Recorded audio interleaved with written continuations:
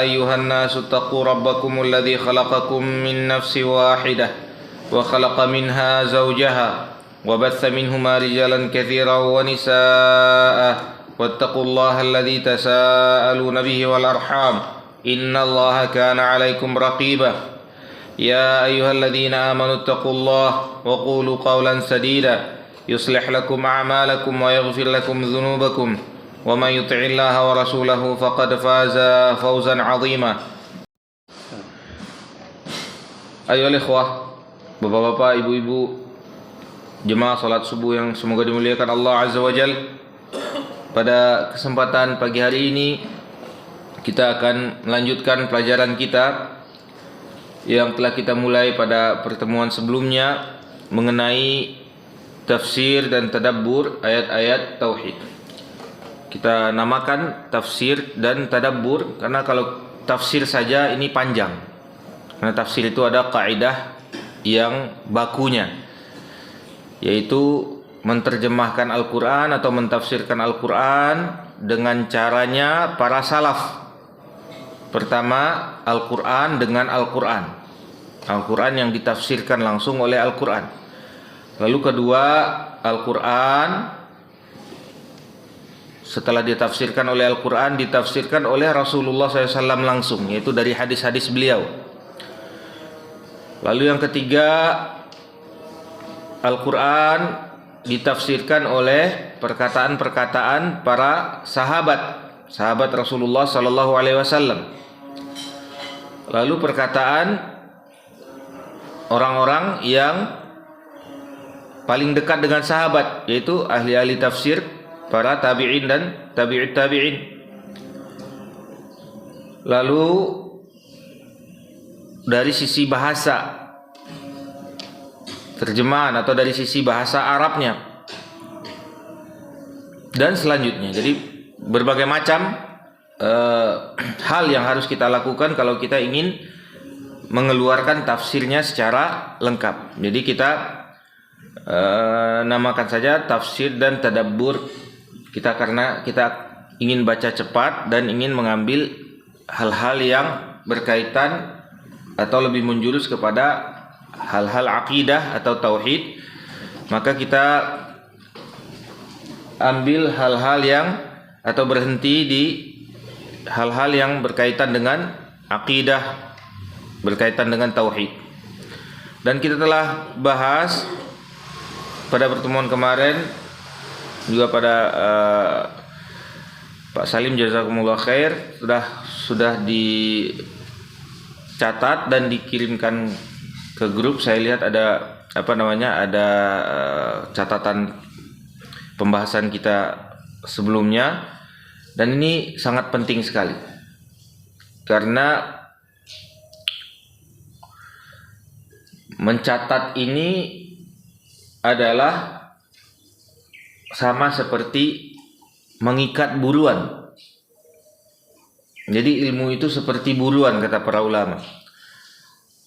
Dan kalau sudah dapat, diikat dengan talinya. Talinya yaitu mencatat, diikat.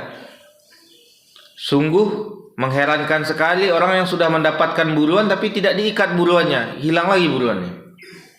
Jadi kita catat. Apalagi kalau ada satu orang yang bisa merapikan catatannya, apalagi kalau kita punya grup, itu lebih bagus lagi. Nanti di share di grupnya, kita bisa lihat lagi pekan-pekan selanjutnya. Kalau kita pengen lihat lagi, kita bisa scroll lagi, kita lihat lagi di grup. Ternyata oh, ini pelajaran yang pekan kemarin atau yang pelajaran sebelumnya. Bisa kita murojaah lagi, kita lihat lagi kalau ada keraguan.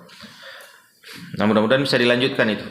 Mudah-mudahan bisa dilanjutkan, bisa kita catat dan kita dapatkan manfaat, dan Allah beri manfaat dari catatan tersebut insyaallah. Kita telah sampai ke pembahasan mengenai firman Allah Ta'ala, alladzina yu'minuna bil ghaib, yaitu kita murjaah lagi. Pertama, kita disampaikan oleh Allah SWT bahwasanya ini adalah kitab yang sangat mulia dan tidak ada keraguan di dalamnya, dan ini adalah petunjuk, yaitu Al-Quran ini. adalah petunjuk, hudan.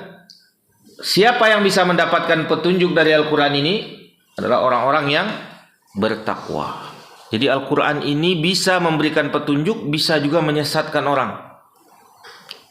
Kata Nabi SAW dalam sebuah hadis, halaku ummati fil kitabi wal laban. Kehancuran umatku karena kitab dan karena susu. Lalu dijelaskan oleh Rasulullah SAW atau oleh sahabat ya, kenapa kehancuran umat ini? Karena kitab, karena mereka tidak beriman dengan kitab tersebut, mereka tafsirkan atau mereka bawa kepada hal-hal yang sesuai dengan hawa nafsu mereka. Lalu laban artinya yaitu mereka sangat mencintai dunia. Jadi kesesatan itu terjadi karena pertama syubhat dan syahwat. Syubhat ini karena orang-orang yang membaca Al-Quran tapi mereka tidak bertakwa, tidak dengan ketakwaan kepada Allah SWT. Akhirnya Al-Quran ini bukan jadi petunjuk, malah jadi kesesatan buat mereka. Jadi Al-Quran ini akan jadi petunjuk bagi siapa? Hudan lil muttaqin. Orang yang bertakwa yang bisa mengambil petunjuk dari Al-Quran tersebut, yaitu orang yang takut kepada Allah SWT. Sudah kita bahas makna takwa yang sering disampaikan oleh para ulama, yaitu apa? Siapa yang bisa mengulang makna takwa apa? Hah?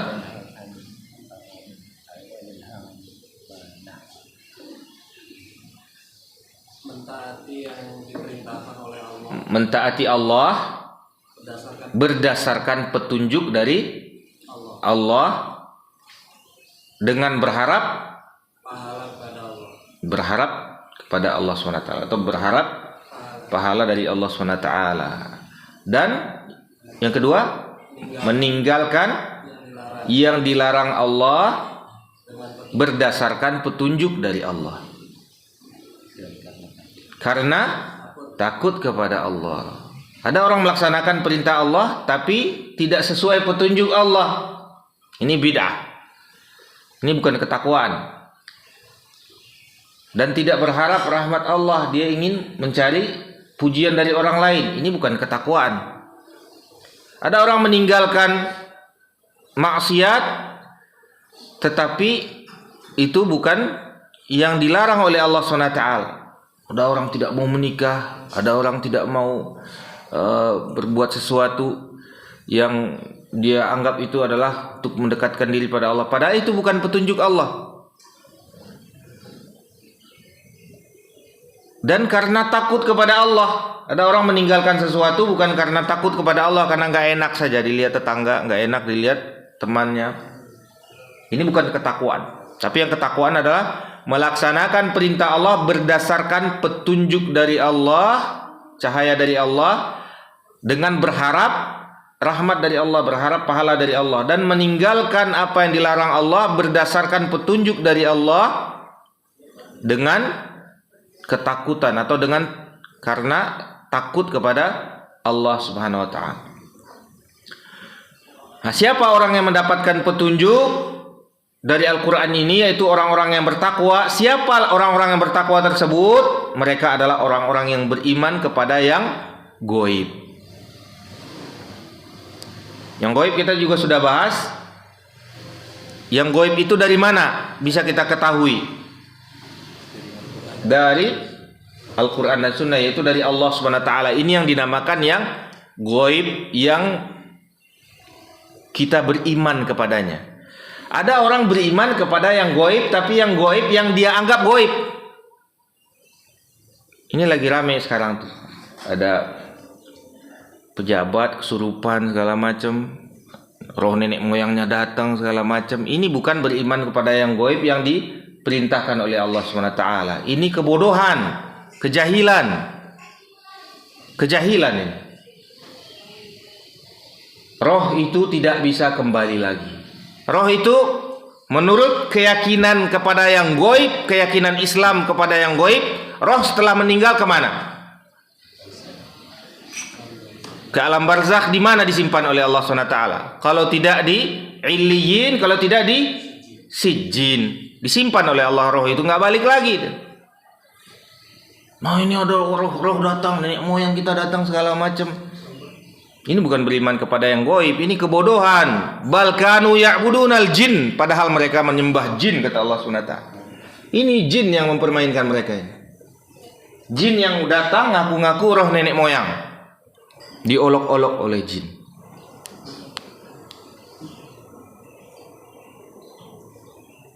Aktsaruhum bihim mu'minun, banyak mereka beriman kepada jin tersebut, kata Allah SWT. Ini bukan beriman kepada yang gaib yang diperintahkan. Memang ada yang gaib, ada, tapi bukan yang kesurupan ngomong-ngomong atau apa kita harus beriman kepada itu, tidak. Beriman kepada yang gaib yang diperintahkan oleh Allah atau yang disampaikan oleh Allah dan Rasulnya. Kalau Allah mengatakan orang-orang beriman setelah meninggal roh mereka disimpan di Illiyin, tempat yang tinggi oleh Allah SWT.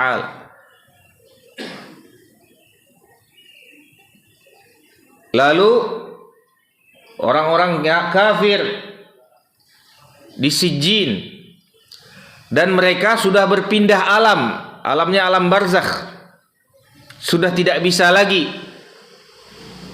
Kata Allah SWT,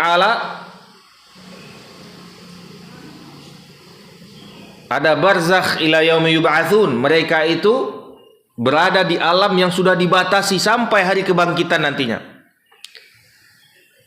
Dan alam barzakh dengan alam kita itu sudah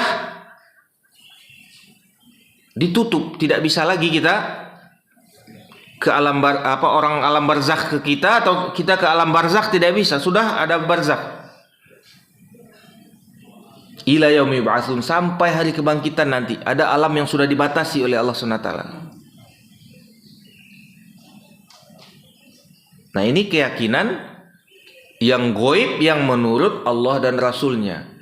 Jangan kita bikin-bikin keyakinan sendiri, atau kita ngikutin keyakinan-keyakinan orang-orang pagan zaman dahulu. Walaupun nenek moyang kita memang sebagiannya, atau nenek moyang kita dahulu menyembah batu, menyembah kayu, menyembah pohon. Ada keyakinan-keyakinan tersebut masih tertinggal di sebagian masyarakat kita.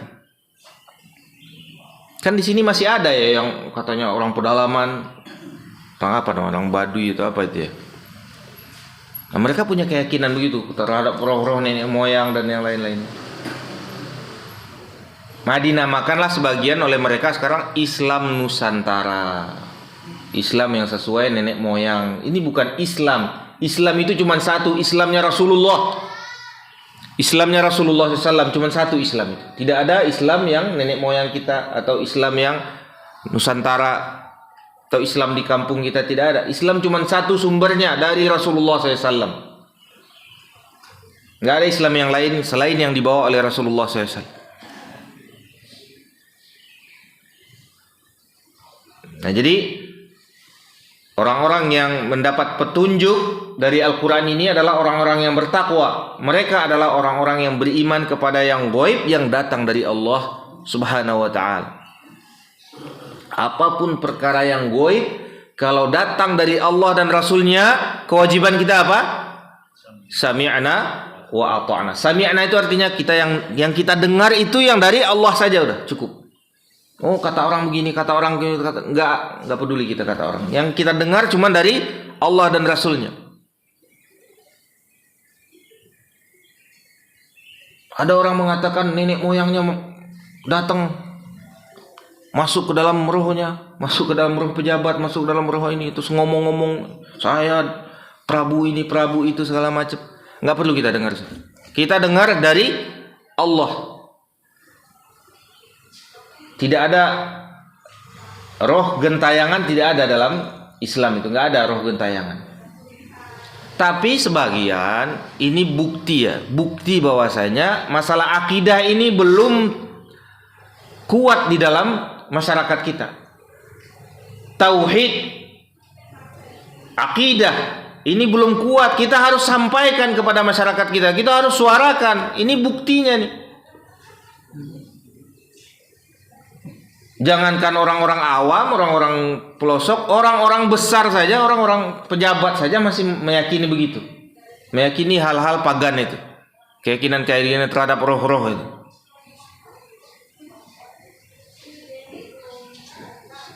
Filmnya juga, film-filmnya juga kita lihat macam-macam. Filmnya film Islami, judulnya Ustadz segala macam. Tapi nanti yang datang roh-roh, ya nggak Pak?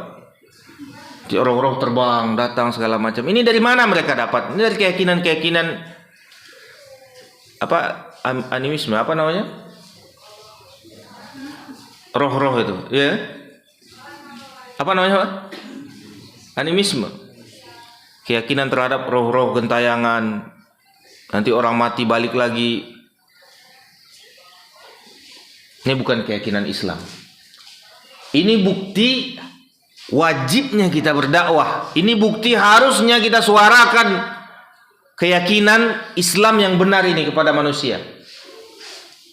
Bukan orang awam Pak, bukan anak kecil atau bukan orang-orang pelosok. Ini pejabat-pejabat yang begitu keyakinannya. Atau orang-orang yang dianggap public figure, artis-artis segala macam, begitu keyakinan mereka. Nanti bikin film Islami, ada ustadznya. Ya enggak? Ini buktinya keyakinan mereka ini keyakinan rusak. Bahkan ini bisa sampai kepada kufur kepada Allah Subhanahu wa taala. Buktinya saja kalau anak-anak kecil atau apa itu ditakut-takutin nanti. Roh gentayangan, roh gentayangan. Ini kan bukti bahwasanya mereka butuh ilmu mengenai tauhid ini. Lewat di kuburan ketakutan.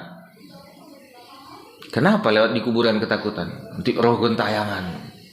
Berarti ada sesuatu keyakinan di hati mereka, ya kan? Mending preman-preman itu atau orang-orang pasar itu, mereka pacaran di kuburannya. Santai mereka. Orang-orang masjid takut di kuburan, takut lewat di kuburan. Kenapa? Ada keyakinan roh-roh gentayangan segala macam. Nah, ini yang harus kita perbaiki, kita dakwahkan, kita sampaikan biar orang paham keyakinan Islam yang benar ini bagaimana. Ini keyakinan sudah rusak. Kita harus perbaiki ya keyakinan. Belum selesai Islam ini didakwahkan kalau cuman masuk Islam saja tidak cukup. Harus orang-orang ini harus meyakini apa yang diyakini oleh Rasulullah SAW.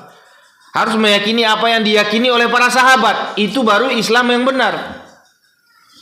Jangan cuman orang masuk Islam sudah selesai. Mau meyakini pohon kayak, mau meyakini roh-roh gentayangan, mau meyakini nenek moyangnya datang segala macam, biarkan saja, tidak bisa. Harus kita benarkan keyakinan sesuai dengan keyakinan apa yang diajarkan oleh Allah dan Rasulnya. Apa yang diyakini oleh sahabat-sahabat Rasulullah SAW, Abu Bakar, Umar, Uthman, Ali, dan para sahabat yang lainnya yang mulia. Ini baru Islam yang benar.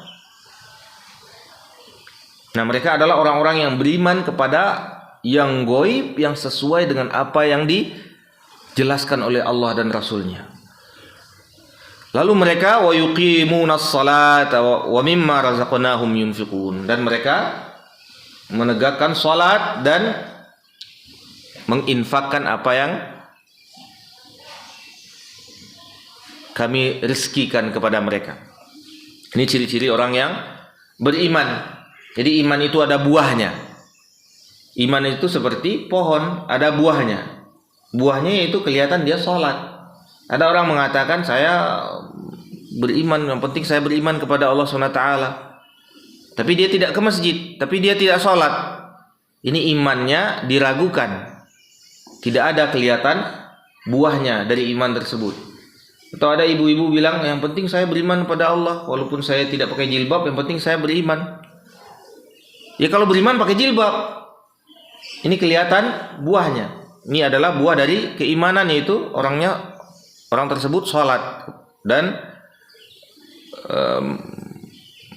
menginfakkan apa yang diberikan oleh Allah SWT kepada dia. Selanjutnya, walladzina yu'minuna bima unzila ilaika wa ma unzila min qablik. Mereka beriman kepada yang diturunkan kepada kamu wahai Muhammad. Apa yang diturunkan kepada Muhammad SAW? Al-Quran. Dan yang diturunkan kepada yang sebelummu dari para nabi, yaitu kitab Injil, kitab Taurat, kitab Zabur, Suhuf Musa dan yang lain-lainnya. Kita imani itu ada. Kita imani itu diturunkan oleh Allah Subhanahu wa taala, tapi kita tidak terima pada hari ini semua teksnya. Kenapa? Karena sudah dirubah oleh mereka.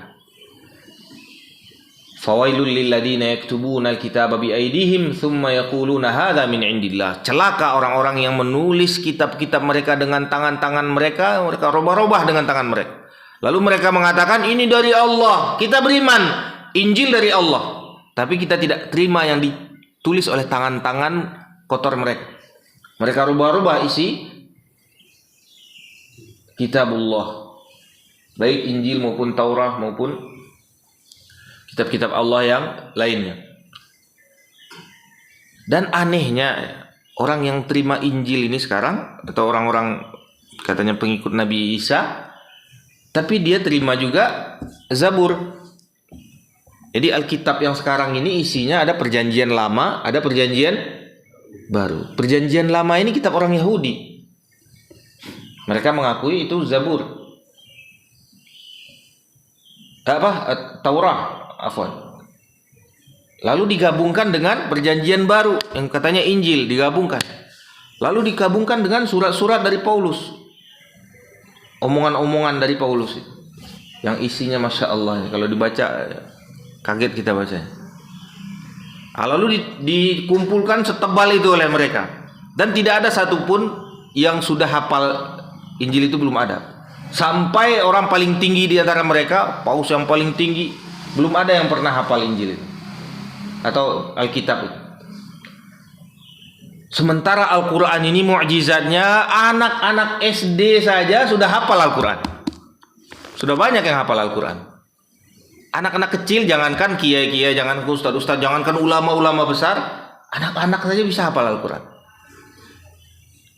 Mereka jarang sekali yang sudah baca dari awal sampai akhir, itu jarang sekali. Sampai ulama-ulama mereka jarang yang sudah baca. Ketika disampaikan isinya yang mungkin menggelikan atau yang yang kontradiksi, kaget mereka, itu di mana? Itu di mana? Tak, tolong dicarikan. Nah, kita beriman kepada kitabullah, kepada Al-Quran. Dan kita beriman juga kepada kitab-kitab sebelumnya. Walaupun kita tidak temukan lagi yang aslinya, yang betul-betul 100% otentik, tidak kita temukan lagi. Dan kalaupun mereka mengatakan kitabnya tidak dirubah, kita tidak pernah merubah, mana yang kita rubah, cukup dengan translate saja sebenarnya sudah berubah Alkitab itu. Al-Quran ini dengan translate saja berubah dia. Makanya saya kaget lihat ada Al-Quran terjemahan ini sebenarnya dilarang oleh para ulama. Nggak boleh diterjemahkan letterlek, nggak boleh. Terjemahan misalnya zalika, itu dia, misalnya Alkitab, sebuah kitab atau apa, diterjemahkan letterlek, nanti berubah isinya itu. Bisa berubah isinya dan bisa 180 derajat berubah isinya kalau kita terjemahkan letterlek. Makanya para ulama mengizinkan cuman terjemahan makna, terjemahan yang dengan makna, bukan terjemahan kata per kata. Ini bisa merusak isinya. Contoh daripada ini ragu, contoh misalnya saya dulu sekolah belajar dengan orang Arab. Kata ustadz saya pasar kaki jalan kan. Ya.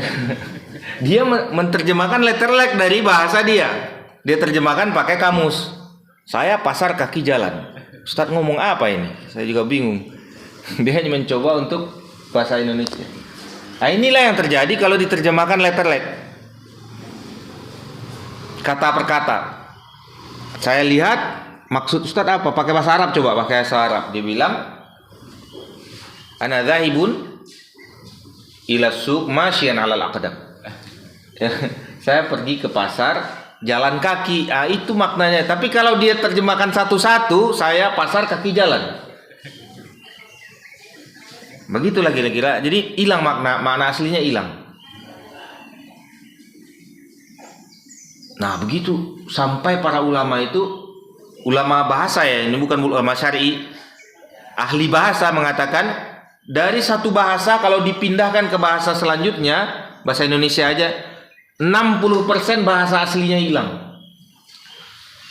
60% bahasa asli dari Al-Quran ini kalau diterjemahkan ke bahasa Indonesia, 60% maknanya hilang, sisa 40% cuma. Makanya para ulama tetap menuliskan bahasa aslinya, tetap menuliskan bahasa sesuai apa yang diturunkan oleh Allah SWT, agar orang-orang berilmu bisa memahami isinya, bisa memahami isi aslinya apa. Walaupun terjemahan ini membantu kadang-kadang orang awam untuk mencoba memahami, tapi tidak bisa memahami isi aslinya. Harus dengan bahasa aslinya kalau kita pengen mengetahui makna aslinya, karena bahasa itu ada dzauq. Dzauq itu ada rasanya. Coba bayangkan, Pak. Abu Jahal, Abu Lahab ketika mendengarkan la ilaha illallah, wa idza qila lahum la ilaha illallah, apa? Yastakbirun. Marah, emosi, sakit hati mereka mendengarkan la ilaha illallah.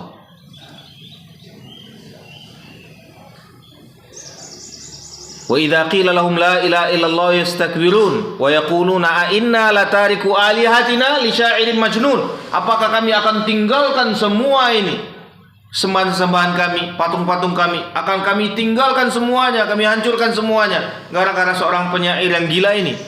Kan dia tahu maknanya. Maknanya baca la ilaha illallah, mereka harus hancurkan semua itu. Mereka harus tinggalkan semua sembahan-sembahan mereka. Yang menerjemahkan siapa? Yang memahami maknanya siapa? Abu Jahal, Abu Lahab. Paham dia. Kan wa idza qila lahum la ilaha illallah yastakbirun. Kalau dikatakan kepada mereka la ilaha illallah, mereka marah, menyombongkan diri. Wa yaqulun, mereka mengatakan apa? Yang nafsirkan siapa ini sekarang nih? Abu Jahal, Abu Lahab yang menafsirkan. Wa yaquluna a inna latariku alihatin li sya'irin majnun. Apakah kami akan tinggalkan semua ini? Lata, Uzza, Manat, Suwa, semuanya gara-gara penyair yang gila ini.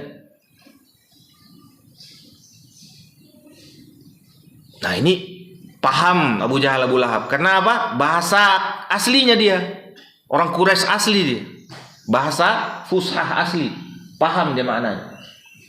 Kalau sekarang dukun-dukun, tukang sihir, tukang tenung, bacanya la ilaha illallah. Ya enggak, Pak? Orang sebelum nyantet baca la ilaha illallah.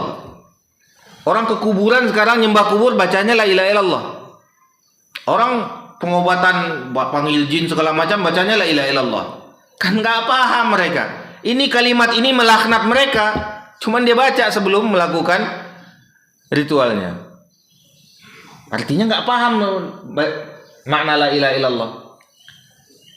La ilaha illallah itu artinya dalam bahasa Arab la ma'buda bihaqqin illallah. Tidak ada yang pantas, yang boleh, yang berhak lagi disembah dengan baik dan benar kecuali hanya Allah. Ibadah itu artinya apa? Ketundukan. Tidak boleh lagi dia tunduk kepada jin, tidak boleh lagi dia tunduk kepada setan, tidak boleh lagi dia tunduk kepada roh-roh nenek moyangnya, kepada kuburan, kepada apa. Dia hanya tunduk kepada hukum Allah saja.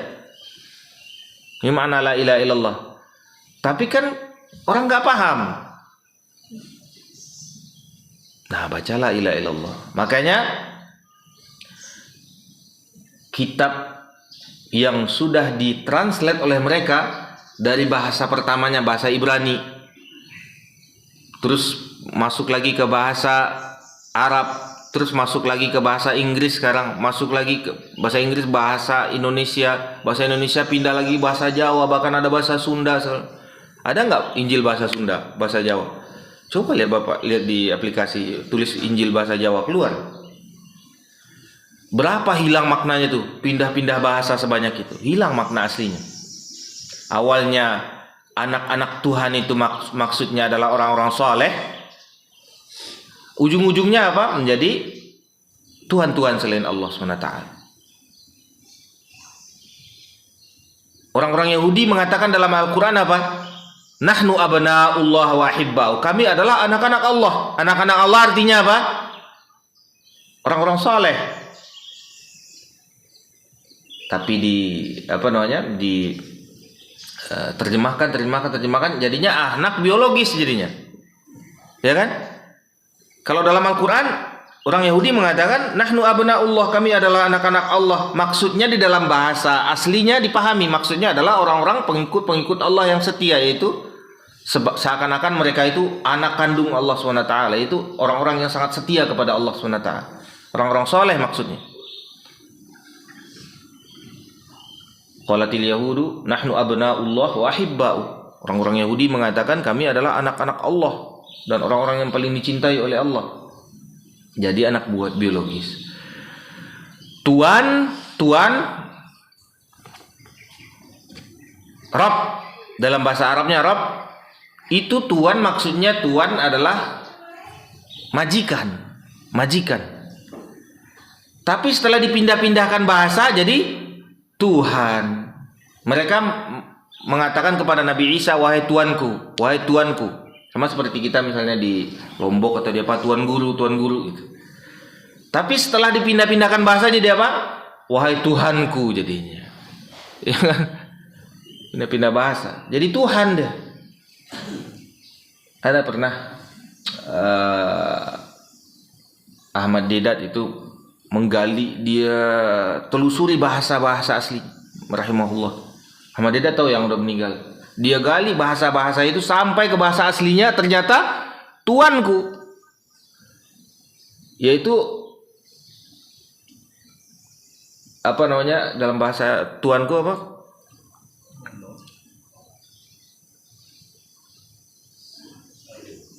Iya, apa namanya? Ya Rabbi.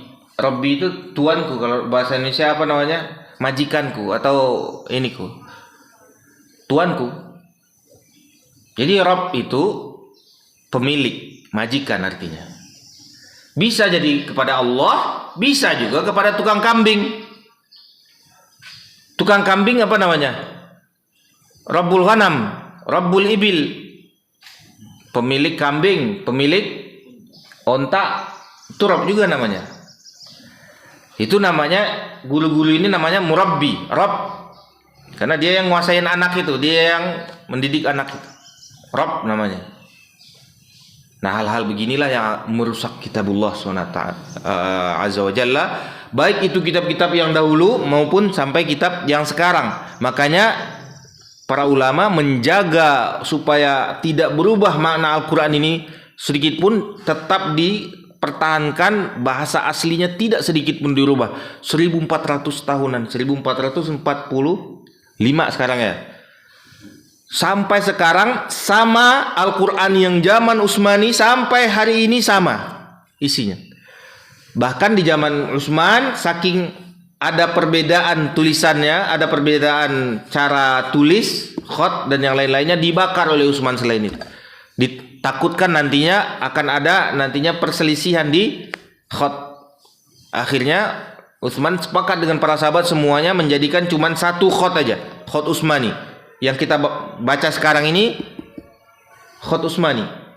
Ada beberapa khot, beberapa qiraah sudah dibakar oleh Utsman supaya tidak berselisih. Karena maknanya sama sebenarnya. Intinya Al-Quran ini maknanya, bukan cara tulis, cara ininya. Tapi kita lanjutkan, ulaika wabil akhiratihum yuqinun, dan mereka yakin kepada akhirat. Ini perkara yang gaib juga. Mereka yakin dengan kehidupan akhirat. Ini iman kepada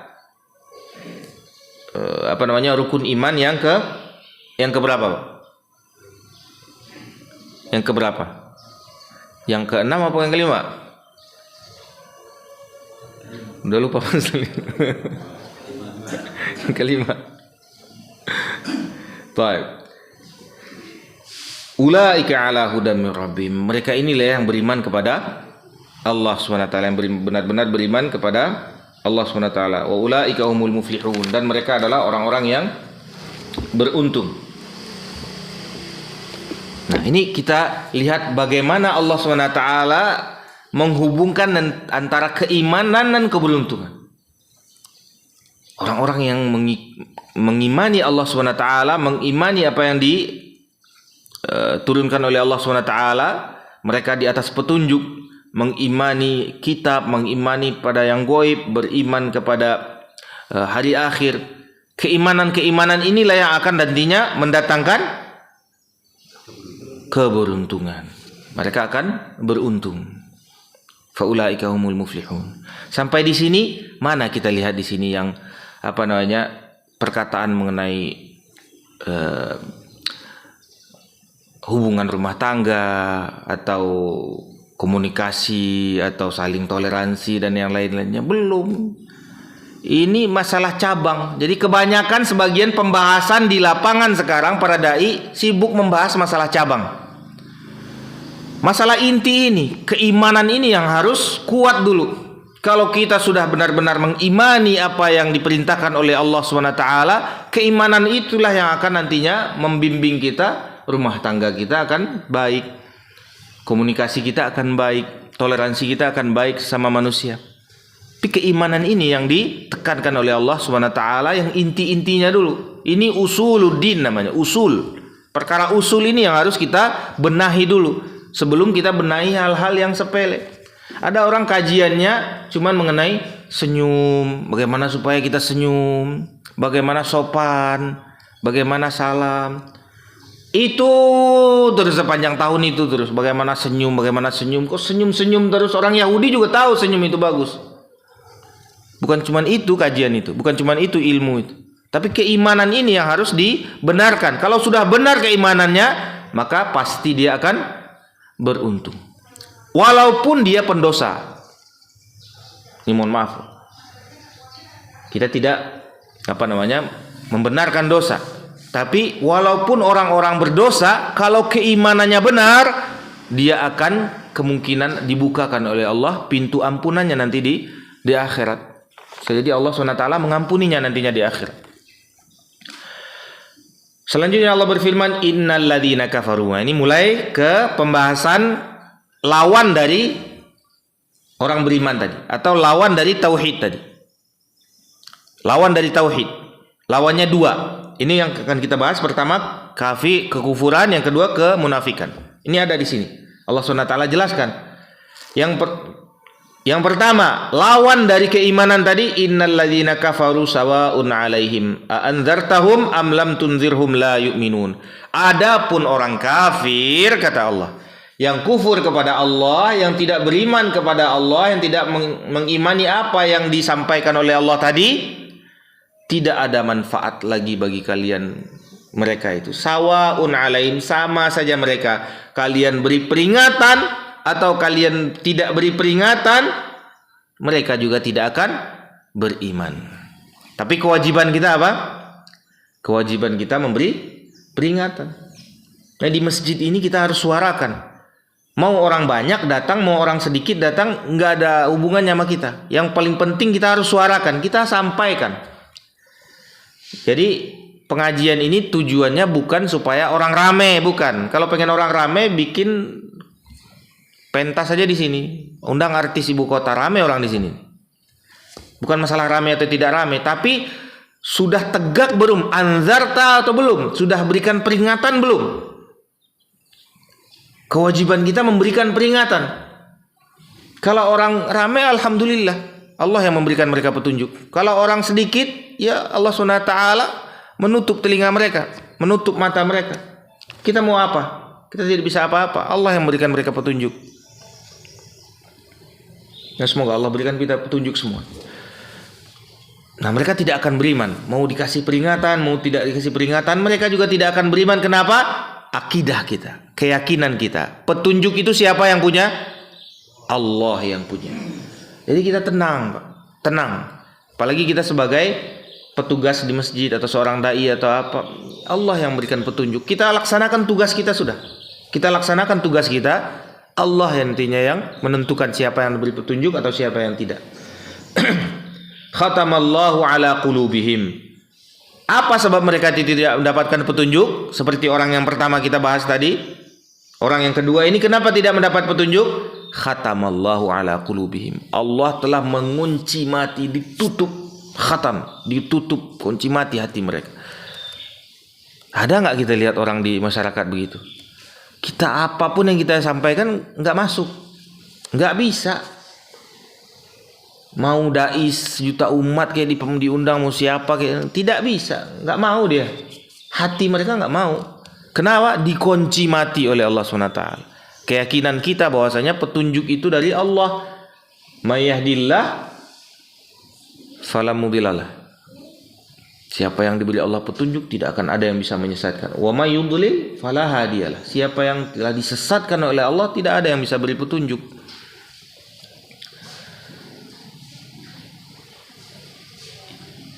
Nah, Allah kunci mati yang pertama hati mereka.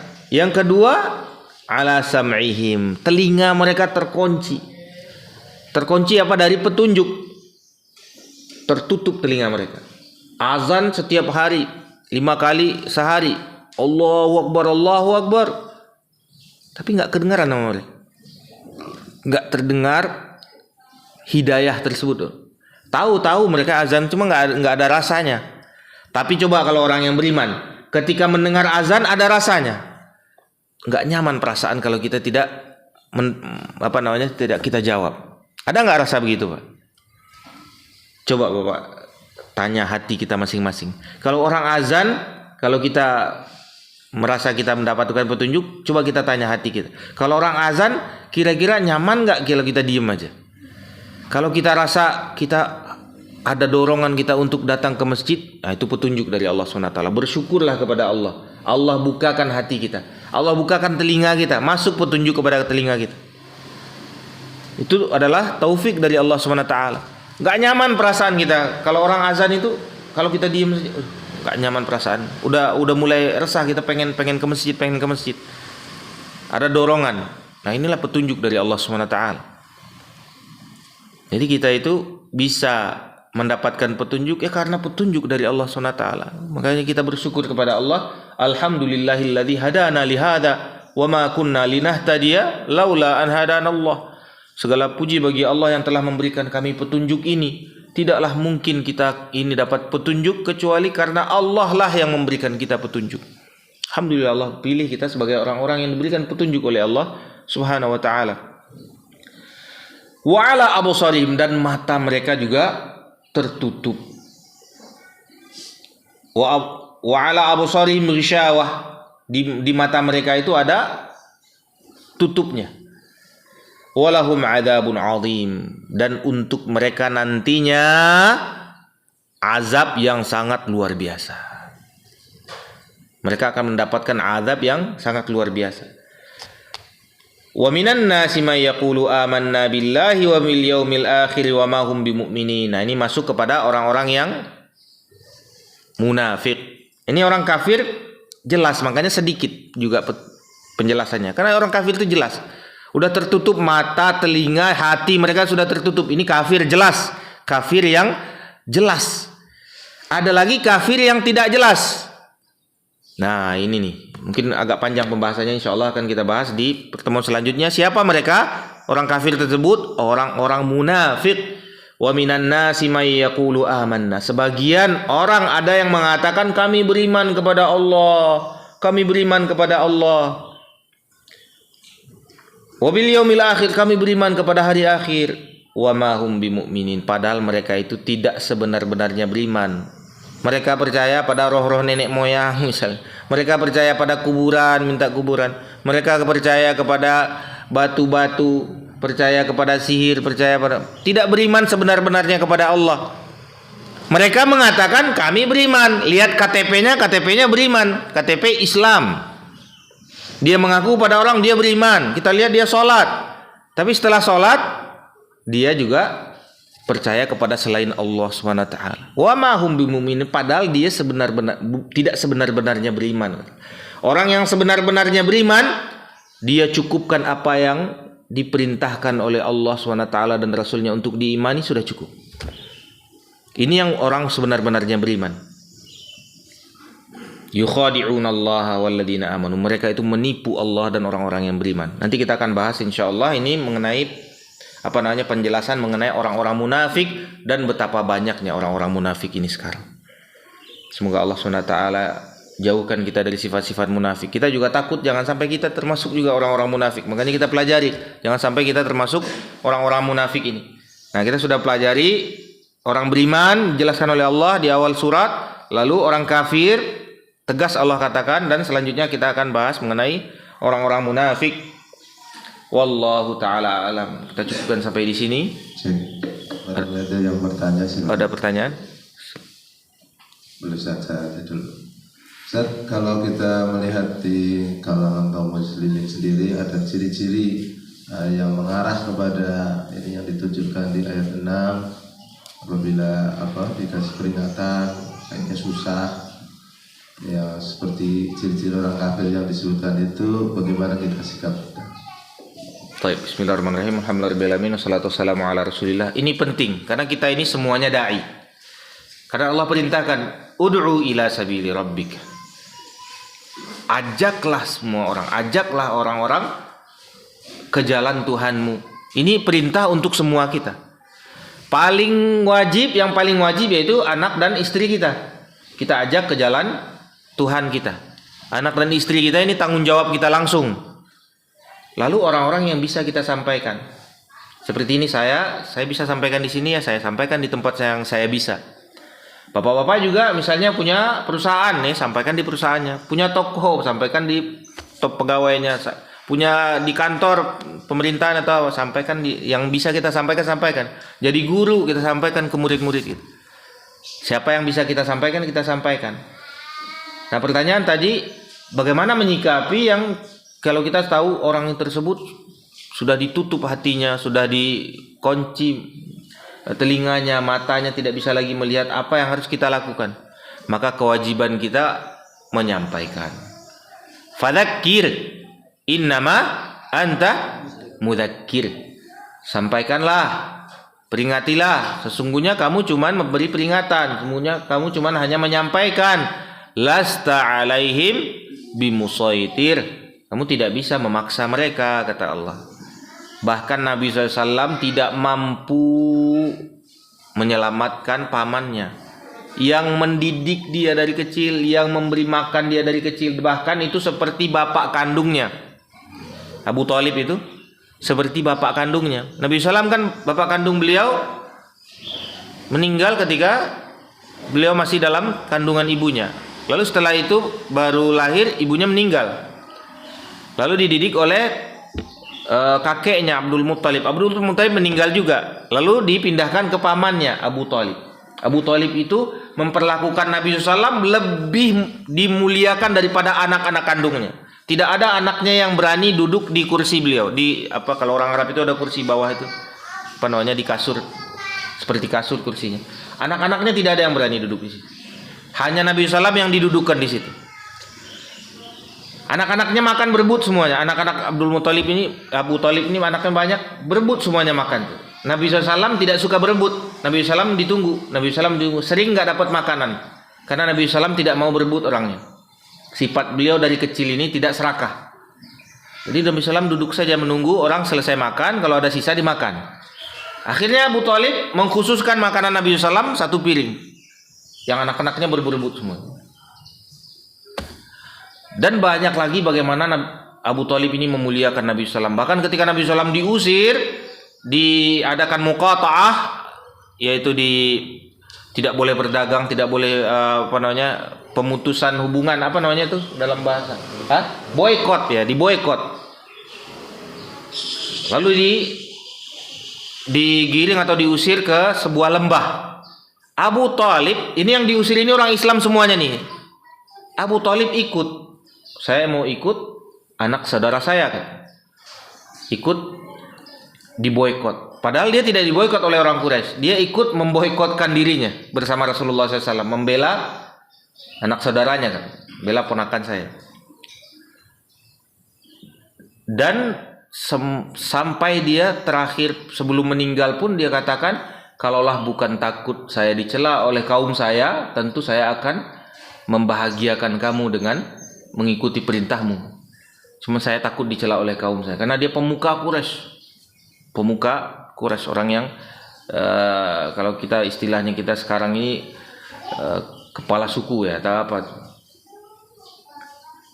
Nabi SAW ketika sebelum meninggal, Nabi SAW berusaha, wahai pamanku, katakanlah la ilaha illallah, satu kalimat saja.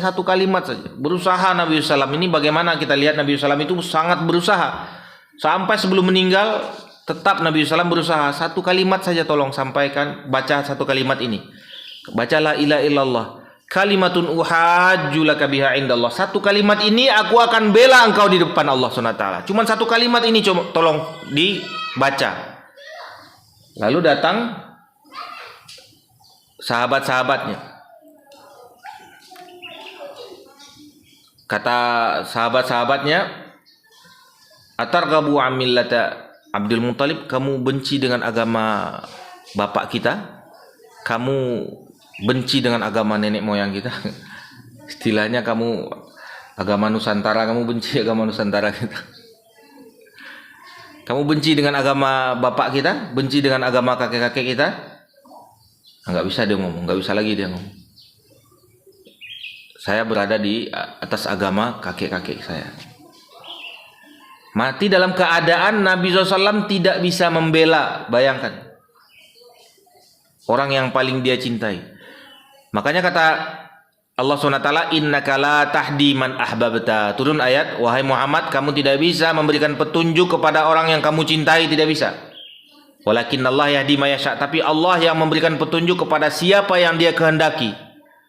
Datang Salman Al-Farisi dari negeri Persia, jauh. Bukan orang Arab, bukan orang ini. Datang, ngomong Arab juga, masih belajar tuh. Sejauh itu dia sampai ke hadapan Rasulullah SAW, langsung baca la ilaha illallah. Ini nggak ada hubungannya, nggak kenal, nggak apa. Langsung dia jadi sahabat Rasulullah SAW yang paling mulia. Salah satu yang paling mulia, Salman Al-Farisi.